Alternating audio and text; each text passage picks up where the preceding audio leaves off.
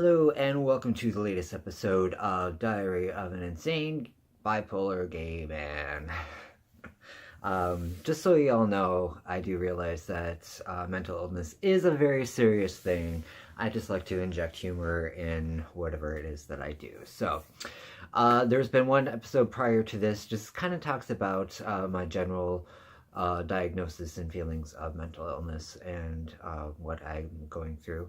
Today, I'm going to talk a little bit about the history of my mental illness and what I'm kind of currently going through at the moment. So I was partially, I guess, somewhat diagnosed as being bipolar back in the early 2000s. I was going through a lot of stuff, and I was in a very, very unhealthy relationship as well at the time, both my fault and theirs. So it was diagnosed through a clinic, I can't really say that I felt that it was totally professional, but I was put on Xanax, and I hated what it did to me, and I was also uh, kind of going through a lot of unhealthy behaviors at the time as well. So I can't say they were really helped out, but that was about the first time that I seriously tried to commit suicide as well. So I didn't really do much to follow up with any sort of diagnosis or help for my bipolar disorder. There was another suicide attempt, probably around 2006, 2007. Still didn't do much of anything as far as trying to get help. And then as time went on, I guess I really started to see um, that things weren't going to get better until I made an attempt to make things better. And I really started focusing on living a positive life. And it still helps me a whole lot to this day. Um, Trying to exert and exude positive energies toward other people, which I found benefited myself as well. And it's something I still kind of really like aspire to do. However, I also know that it's just not enough. Last year, I did take another attempt at my life because I was just in a place of desperation, uh,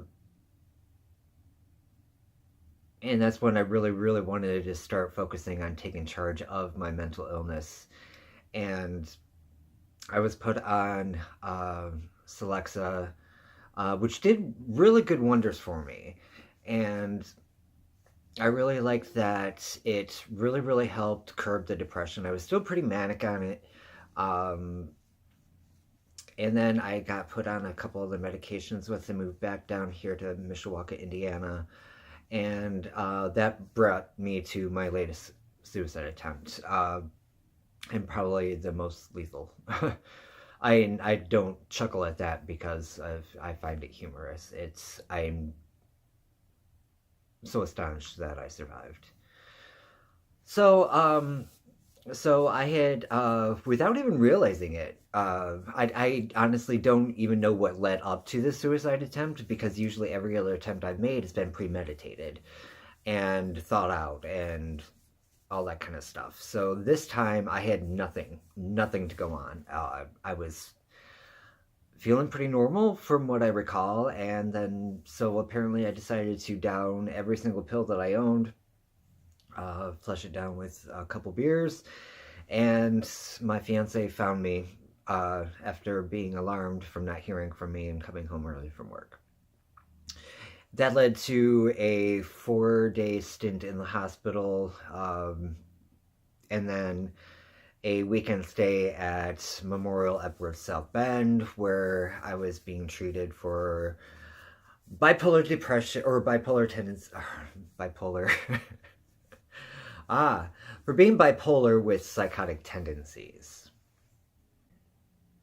Now, I've been put on a couple of different medications there, and I really liked what has happened. Since being released from Epworth, I'm having a massive amount of difficulty getting hold of my Latuda, which I feel that I really need. I've got my one bedtime medication that I can't remember the name of. I'm horrible with medication names, so at some point in time I'll figure that out and let you guys know what it is. But the Latuda, I can't. I've been having a hard time trying to get. At first, the pharmacy wanted the doctor's release, the doctor sent a release, and now there's some sort of formulary that I need from my insurance, and that hasn't come through yet, so I'm probably going to have to sit on the phone with them for about 2 hours at some point in time so I can get that.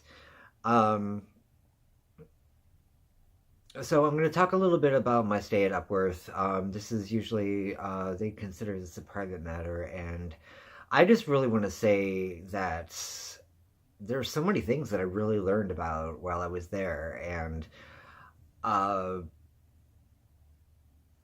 and I didn't feel any shame or misgivings about being there. I guess, when you're in the loony bin, I mean, there's so much stigma that comes along with that, but it was a really rewarding experience for me, and it taught me so many things about taking care of myself mentally and emotionally, and making sure that I stay on my medications, stay on top of my medications, so that if they're not working the way I need them to get with my psychiatrist or my therapist and try to work something out instead of relying on my primary care physician. Not that he does a bad job; he does a great job, but that's not his expertise. So, um, I'm feeling so really upbeat about what this is for me. Um, but then I'm also thinking a lot about what is this going to mean for me down the road. I mean, there is no cure for mental illness, and I don't know how fast this is going to progress, even on medication, and those are kind of things that are sitting in the back of my head. But I'm also the kind of person who believes in really living each day to the best of your ability. So, being that I am a suicide survivor, and um, this once again relates to my semicolon tattoo. For those of you who don't know anything about the semicolon, what it stands for, what it means, I highly recommend you check out Project Semicolon. And it talks a lot more about what it truly means about suicide, about mental illness, than what I've been able to convey thus far. But I'm a huge proponent of it. I want to advocate for that.